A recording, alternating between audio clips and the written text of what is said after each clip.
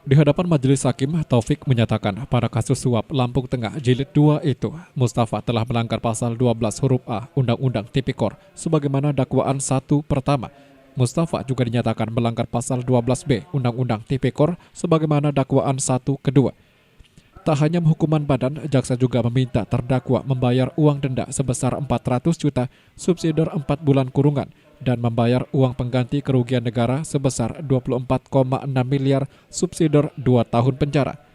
Sebelumnya, Mustafa telah menerima fee dari izin proyek-proyek di lingkungan Dinas Bina Marga dengan kisaran fee sebesar 10% hingga 20% dari nilai proyek.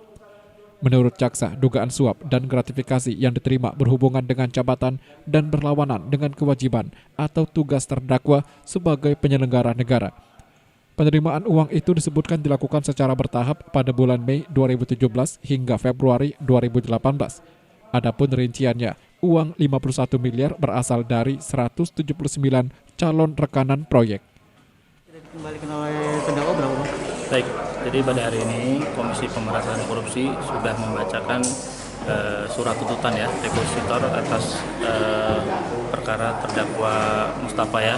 Tadi seperti yang sudah saya bacakan bahwa Pak Mustafa terbukti melanggar pasal 12 huruf A kecil dan pasal 12 B besar ya. Kemudian dituntut dengan pidana penjara 5 tahun, kemudian denda 400 juta dan sekitar 4 bulan. Kemudian selain itu dikenakan juga uang pengganti ya. Selain pokok ada uang pengganti tadi sudah saya sebutkan angkanya 24 miliar 640 juta 997 ribu rupiah. Jika yang bersangkutan dalam sebulan tidak bisa mengembalikan uang tersebut, maka yang bersangkutan dikenakan pidana penjara selama 2 tahun. Jaksa juga menolak permohonan justice collaborator yang dilakukan terdakwa Mustafa. Menurut jaksa, ada 3 syarat dikabulkan JC. Pertama, mengaku bersalah, membuka peran atau aktor lain yang lebih besar, dan terang-terangan serta bukan pelaku utama. Mustafa sendiri merupakan kriteria pelaku utama sehingga permohonan tidak memenuhi syarat.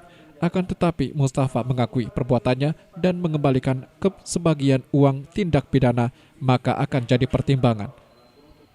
Leo Dampiari melaporkan.